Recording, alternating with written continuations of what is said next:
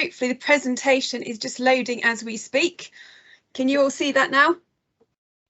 I can see that, yeah. Excellent, that's good. Good starting point. Okay, well, good morning, everyone, and thank you to those of you who've kind of obviously joined us this morning.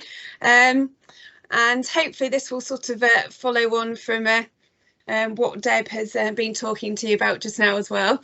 I'm Alison Whitley. I am the Emergency Planning and Resilience Manager at BCP Council, manager of a small team of emergency planners there. I think Mark is also with us. Are you going to introduce yourself, Mark? I am. Good morning, everyone. I'm Mark Hare. I'm the service manager for assurance for Dorset Council. So I sort of manage the emergency planning team on top of a number of other areas like complaints, information compliance and risk management. Good morning to you all. Okay, and so we're just going to take you on a little bit of a whistle stop tour of the sort of local authority perspective in this. Obviously been looking at lots of different aspects of resilience this week, so this is the local authority take on what we do within that part of that, helping our communities to be prepared. Okay, so this is what we're going to kind of just try and cover quickly in the session this morning. Just a little bit of a recap. So we'll talk about the local authorities, but who we are and sort of what we cover across the sort of historical county of Dorset. A little bit about the context of what emergency planning is, what we actually do within the team, and then that obviously all important what our communities can do to prepare, which this has all been about as well. So that's what we're going to be looking at. So first of all, just again a little bit of a recap, because the picture has changed across Dorset. I can see, is it Caroline asking a question? Can everyone? We're all okay on the presentation? Yeah, it's fine. Okay, it's no, fine, okay, fair enough. Alison. No, okay, just thought I'd ask because can see someone's question coming up there. So we've got the two local authorities now. So things changed back in 2019 when we had this sort of simplification of the local authorities, and so we've now got two local authorities across the whole of this, of the historical county of Dorset. BCP obviously to the east of the county, and then the sort of larger geographical area of Dorset Council to sort of west. But actually in terms of population, BCP is the sort of smaller geographical area, but we've actually got a larger population, although we're not too different across the whole of the county. But obviously BCP, we're a very different sort of makeup, much more of what they call a city region, quite an urban area compared to the sort of much wider spread of Dorset. So that's kind of what we're dealing with. So we've got some different aspects to our local authorities that provide different challenges for us in terms of what we do. So overall emergency planning, because we're saying we'll talk about what we do, but hopefully this isn't unfamiliar now, but we have a national definition of an emergency that we work to, which underpins what we do, and this was laid down in the Civil Contingencies Act that I know you've already been hearing about. So the legislation underpins what we do, but it's all about human welfare. So across the UK, human welfare, the environment, or the sort of security threat as well. So they're the really sort of three big things driving what we look at. So lots of things happen on a day-to-day basis, disruptions, but we're not necessarily talking about some of those lower level things that get dealt with as business as usual, we might say. We're looking at those bigger emergencies that have a big impact on our communities and how we actually prepare and try and mitigate and then respond to them if they do happen. So that's what underpins, you know, what we do and what we're looking at, gives us the context. And again, as we've all seen, it's not a case of these things don't happen. We have been in the past few years, obviously in the middle of COVID, but quite a few things have happened on top of that as well. Top left-hand corner, we've been one of the biggest outbreaks of avian flu. So sort of in sort of within the wild bird population. So we've had outbreaks in Southbourne, and they have them often regularly over the Swanarine in Abbotsbury. So that's been going on top of everything else. Recently, only a couple of weeks ago, we had Storm Eunice and saw some of the strongest winds the country or south of the country seen. We had the unusual red weather warning for safety to life as a result of that. So we've obviously been involved in those sorts of things. Not actually in Dorset, but things like the Salisbury rail crash that happened again not long ago, and these sorts of potential incidents can happen. obviously COVID over the past couple of years. We had the incident in Bournemouth Beach as a result of the sort of consequence of COVID, when everyone was sort of allowed to go a little bit further afield, and the overcrowding there. Wareham Forest Fire, that was back in 2020 as well, one of the largest fires that we'd seen for some time. And obviously right now we've got the whole of the cyber threats and potential disruption in terms of IT. And obviously that was a headline sort of predated the actual sort of war starting, but we've still got a heightened cyber threat. So we've seen all of these happening. So, you know, that we need to be prepared for these sorts of disruptions for our communities. So our role is helping. And some of these photographs and things may be familiar. This is going back to 2013. But we've had really significant flooding across lots of areas of Dorset. This was particularly in Bournemouth, when we have lots of the home parks along the Stour, and they were really flooded to the extent we had to do an emergency evacuation by boat on Christmas Day morning to get residents out of the home park. So that was obviously quite unprecedented. And that's a bit of an aerial shot of the Stour having burst its banks and the impact of that. So the sorts of things that we deal with. But it's not just those emergencies, other things that we actually do as local authorities. So spoke about the security threat, business continuity. I don't know if you can quite see it, but on the left hand side you've got some kind of blue wires sticking out of this briefcase. If anything could say suspicious. This is probably, you know, the archetypal image of something looking a bit suspicious. This was actually found in one of our corporate buildings late on an evening at the close of play when they were shutting down the buildings. And we actually had the bomb squad en route to kind of, because investigations were done, really struggling to find out what this was. It turned out someone had legitimately left their briefcase in the town hall.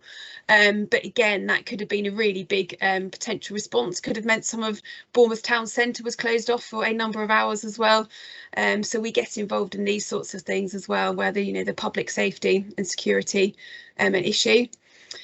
But it's not only those unforeseen events. Obviously Dorset again is an area we have lots of events going on, so we get involved on the edges of those, making sure that they're safe events, input along with other professional partners to make sure events can go on safely. And you've got a few shown here, the big one, the Air Festival in BCP, Great Dorset Steam Fair, Camp Festival, but there are all sorts of scale events going on all of the time. And we're also there on standby in case anything should happen within those events. And we've seen, you know, the Air Festival has had a spate of things happen to it. We had, unfortunately, the air crash of the Red Arrows back in 2012, and also the flooding on that within that week as well. And numerous other things that happen. So we've got a really big remit of things that could happen, or we get involved in things that are planned anyway in our role, making sure that, you know, they are safe events.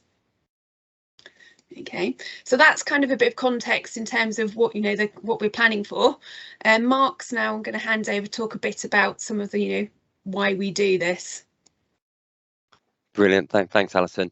And I'm conscious with some of this I may cross over a little bit with some bits that Deb's possibly picked up in her presentation, but so I'll fly through some of it fairly quickly. As you see from the slide in front of you, there's quite a range of legal frameworks that help set out local authority activity from an emergency planning perspective, some of which are shown on the slide now. I'm not going to delve into them all in any great detail, but perhaps I just pick up a little bit on the final two that are showing there. So we have a statutory responsibility to develop off-site emergency plans for high-risk sites, and we do have a number of those within the Dorset area. So firstly, we do under COMA, so that's the Control of Major Accident Hazard Regulations, and we also do under REPIA, that's the Radiation Emergency Preparedness and Public Information Regulations. And then thirdly, we have high pressure gas pipelines. So that's where the Major Accident Hazards Pipelines regulations apply. I think then, because we do have a sort of a fairly limited time, I'm going to delve into a bit more detail in terms of the Civil Contingencies Act. So if we can move on there, Alison, if that's okay. Okay, brilliant. Cheers. So, as the slide says, the Civil Contingencies Act in 2004, it basically brought together a range of emergency response legislation into a single framework.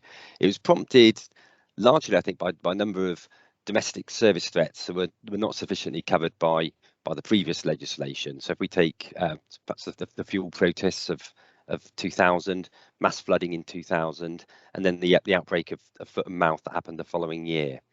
So among other things, what the Act established was the local resilience forums, which Deb's covered in detail in the previous presentation, and those are aligned to existing police force boundaries. What the legislation does is it defines a number of Category 1 responders, and many of those you'll have heard from during this week's presentations, but it includes the emergency services, health agencies, the Environment Agency, and of course local authorities, and they're essentially deemed to be sort of core responders. They're also the Category 2 responders, who are key cooperating responders. Really, they act in support, sharing relevant information with those that are deemed to be Category 1, and those are largely the utility companies, so gas, water, electricity, telecoms, and transport, but also includes areas such as the health and safety executive. They're less likely to be involved in the sort of heart of the planning work, but can be sort of heavily involved in incidents and emergencies that affect their own sector. So good example of that would be the input from the utility companies during the recent storms and power events. The military and voluntary sector, they're not Category 1 or 2, but also play a key role in that overarching local resilience forum. So if we move on one from there, brilliant. So I did miss the first part of Deb's presentation, so if I am duplicating any, I apologise, but they're basically 7 civil protection duties, 6 of which apply to all the Category 1 responders, but the 7th one only applies to local authorities. So if I just go through those one by one. So firstly, assessing the risk of emergencies occurring and using that to inform contingency planning, putting in place emergency plans, put in place business continuity management arrangements, put in place arrangements to make information available to the public about civil protection matters, and maintain arrangements to warn, inform, and advise the public in the event of an emergency, share information with other local responders to enhance coordination, cooperate with other local responders to enhance coordination and efficiency, and then finally that local authority specific duty that I mentioned, which is to provide advice and assistance to businesses and voluntary organisations about business continuity management. So if you flick on from there. So in practical terms, what does that actually mean? Well, as Category 1 responders, we need to be able to respond 24 hours a day, 7 days a week, 365 days a year. We need to have appropriate arrangements and plans in place, and also satisfy ourselves that these will be that we can sort of appropriately respond. The staff need to be trained. They need to be familiar with the roles that they will be performing. We'll come on to the next point in a bit more detail later, but planning, training, and exercising, both within our own organisations and with other responding agencies, is a key role. We need to ensure that there's information available to staff and also the wider public, and that becomes particularly the case during an actual incident itself. And we need to continue to deliver our statutory emergency planning response. So I think it's worth noting actually at the time when the 2 new unitary authorities were formed, there weren't too many statutory day 1 requirements, but the ability to respond to emergency was one of those. So that's sort of a quick run through the legislative side of it. But on that basis, perhaps we pass over to the next slide, and I'll hand back to Alison. Thanks. Thanks, Mark. So just again, that's the context. So you're going to how does it work? And again, I won't spend too long because I think you're familiar with this now. But you know, our context again is that we work with our sort of partners in the Dorset area, the Dorset Local Resilience Forum. So the partnership, when we come together, and we come together to do planning. So we work with all of these agencies that have been mentioned before already, but this also involves government, so DLUC, our department, that's been mentioned, our home government department, so they're very much involved in what we do as well. And as Mark said, the voluntary sector, whilst they don't have statutory duties, they're very much part of our planning work and with us as well. And obviously the Civil Contingencies Unit for Dorset, who help facilitate our multi-agency working. So this is how we spend our time planning, or would like to spend a lot of our time planning. Obviously, the past couple of years we've spent an awful lot of time responding rather than doing more of the planning work. So the balance can change at times, but this is, you know, how we spend our time when we're not responding. And we've mentioned, you know, have to risk assess. So we are sort of where we work to is informed by the National Risk Register, which you may or may not have seen. This is a published document, gives a lot of information. As you can see, here's a bit of a matrix explaining the risks on the right hand side to make the public more aware about what they could face and what they can do to prepare. That's a public facing version. We actually have a more in-depth version. It's the National Security Risk Assessment undertaken by government every couple of years. We get more detail around those risks. They're not only the sort of non-malicious accidental hazards, but also includes more of the malicious or terrorist threats as well. So we cover both of them. We look at the consequences, how they impact our communities and how we can prepare. So we're informed by that. So that's where our focus comes from the work. And then that kind of translates into a lot of different work streams that we look at. So this gives an idea of the breadth of things that we actually get involved in as local authority emergency planners. And you can see there's a wide range of things there, but there's a real focus on people. So the welfare response, how we actually look after people if anything happens, from that immediate scene, how well we treat people, basic needs to the longer term recovery as well. Within there, unfortunately, people may we have deceased in the event of an emergency, so how we actually look after those people, the arrangements for those. Obviously, through COVID, we have seen an increase in mortality, and it's a local authority responsibility to plan for how we will manage those increased deaths and how we actually, you know, that whole death management process. Obviously, animal human disease is in there as well, as we've seen through COVID, but all sorts of different things. But lots of the other things you've been hearing about this week, so loss of utilities, very importantly, community resilience. So obviously with things like this that we're involved in to try and promote resilience across our communities. Flooding, we've obviously got coasts as well, which bring their own risks of landfalls, landslips, all those sorts of things. Fuel supply, wildfires. But obviously also training and exercising, our ports. So it gives you an idea. We're kept very busy with a wide range of risks and aspects, but in there as well, even our technology.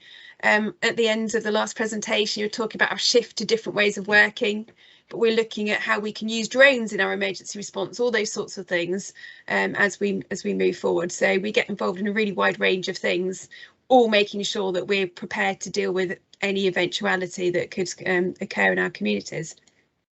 Okay, so we have the planning side of things, and then we have responding. So obviously, hopefully, you have heard of SAGE and COBRA, because they have been in the news in the past couple of years in particular. You know, lots of information about SAGE advising government in terms of COVID and the sort of health input and response.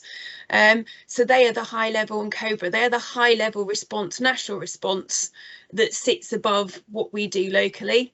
We obviously have our local arrangements that sit underneath that. And again, you may well have heard in the news, you hear a gold commander being interviewed on the radio, on the television. So it's a structure that we use when we're responding as well. It's a national structure, gold, silver, bronze, or strategic, tactical, and operational. And it gives us that structure that we all know everyone's following, and we know how it operates and how we interrelate.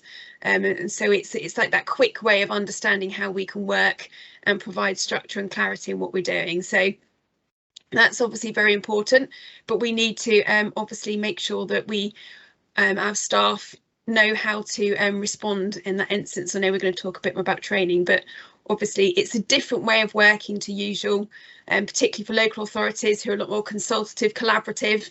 So we have to make sure our staff are prepared to and know how these structures work. Okay.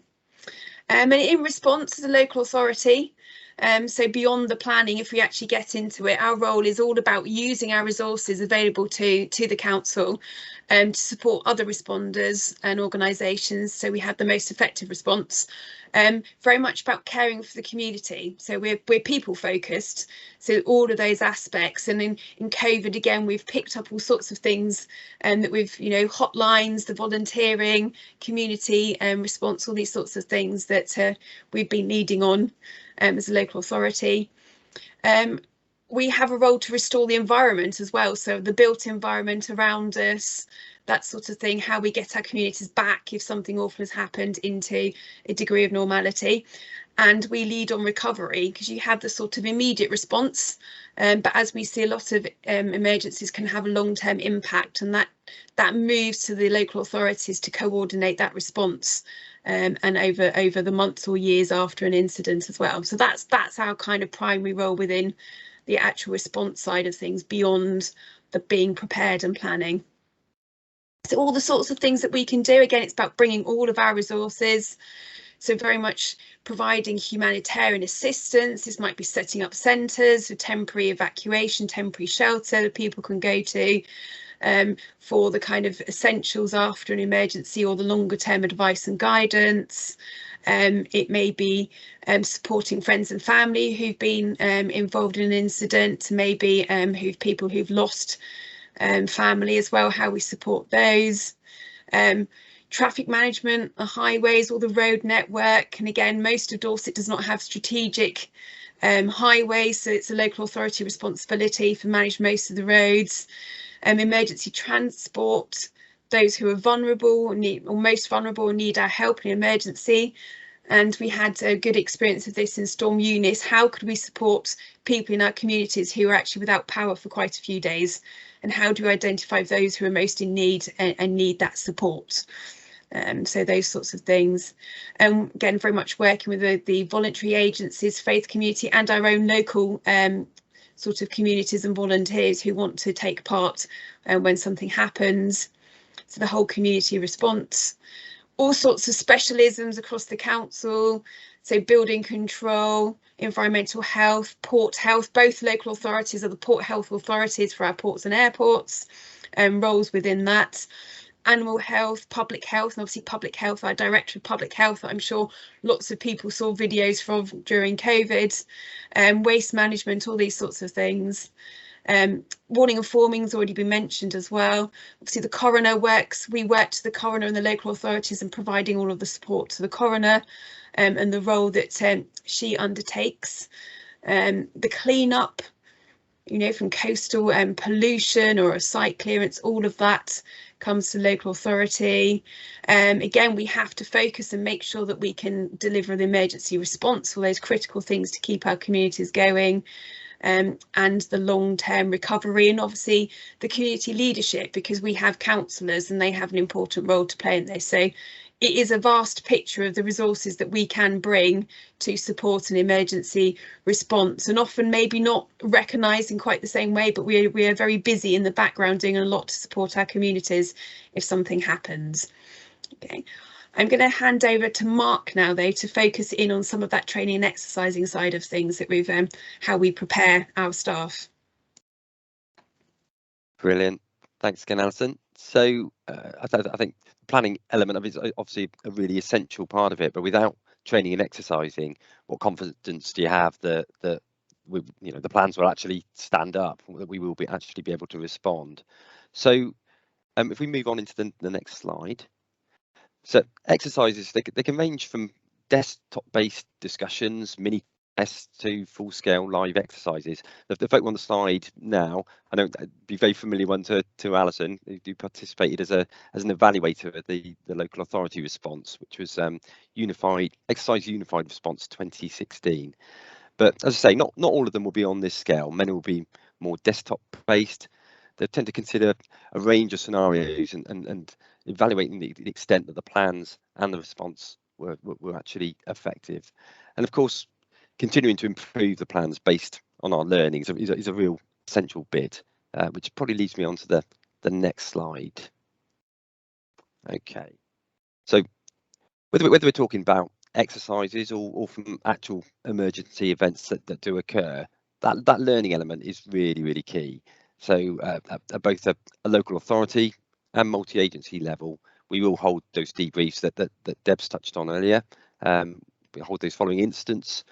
We'll identify those things that went well, those things that didn't, and of course, importantly, what we should do differently in the future. So if we look at that in the context of the recent storms, at a local authority level, we will hold our own internal debrief, understand those things that worked well and didn't from our own perspective, and we will then feed some of that back in at the multi-agency level as well. And the learning can also come from other national events. So as well as learning from our own instance, we'll also ensure that we're learning from the responses of others. But I think the key point to reinforce is that most instances, however well they're managed, they will present learnings, and we should treat that positively as an opportunity to continually improve. So if we move to the role of the emergency planning team itself, so emergency planners really play a key part in that local authority response. So we lead as a team on the planning, we coordinate, support and facilitate the resilience work. We provide assurance that the arrangements that the local authority has are fit for purpose, and we do that working alongside other local resilience forum partners, indeed some taking a lead on some of those work streams. We administer various duty rotas. So for instance, Alison was talking earlier on around the gold and silver roles. So we tend to facilitate those duty rotas.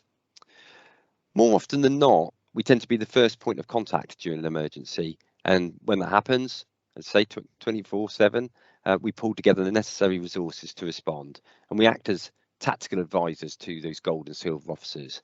I think that there can be some challenges here because we talked about the requirement for that 24/7 response, and emergency planners are 24/7, but not all council services. And I'm sure as you'll appreciate from the range of scenarios that Alison presented earlier on, they can be quite vast, and the services that we operate are very vast and varied. So sometimes we are relying on best endeavours within some of those service areas. But I think probably again going back again to the storms, it was fairly recent. That was a good example that really displayed that despite being best endeavours, it's amazing how everyone comes together in that emergency situation. So we also ensure that our own training remains valid, but also that others involved in the response are sufficiently trained. And so, again, sort of looking at the gold and silver officers as a good example of that. And as part of that, we will deliver a range of training exercise. We've talked a little bit about debriefs already, and we'll tend to facilitate those discussions following incidents and exercises. We promote business continuity, and as you will have appreciated hopefully this week, we provide a lead role in promoting community resilience. So I think I've put the top line on that slide probably sums it up best. In many ways, the emergency planning team is the glue that keeps all the parts together. So moving on to the final slide. And I'll be very brief here, but I think it seems apt to end the presentation with a quick slide reminding you that there's a lot that you can actually do yourself, whether as part of your community or an individual. And there's the wide range of guidance and templates you'll find available on the Dorset Prepared website. I think that's probably everything for the presentation. I don't know, Alison, whether there's anything else that you wanted to add before we moved on to questions. Not for me, thank you, Mark. Okay, so if I pass back to our compare, Nigel. Thank you very much, Alison and Mark. It's really when you actually look at it on a PowerPoint, it's amazing how much the local authority get involved with this. So we've even got our own statutory part of the CCA where we have to do business continuity. So I put a link in for our business continuity page for Dorset, but I'm sorry, Alison, I haven't done yours yet for yours. So for just thinking about the business continuity, where else can our the public gain advice on business continuity? So what's available? So yes, as you have said, there is information available through the local authority websites, through the LRF as well, Dorset Prepared, that links in with the local authorities.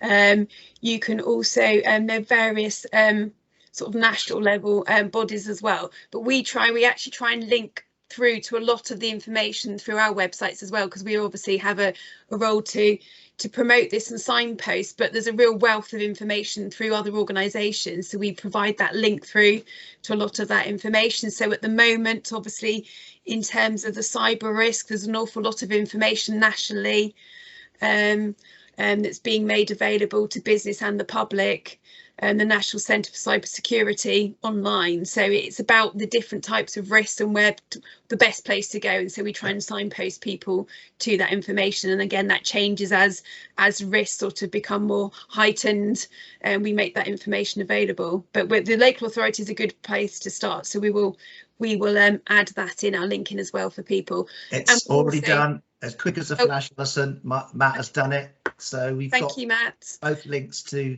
both local authorities' business continuity advice, and obviously we've got the emails for the BCP team and the DC team there, if you would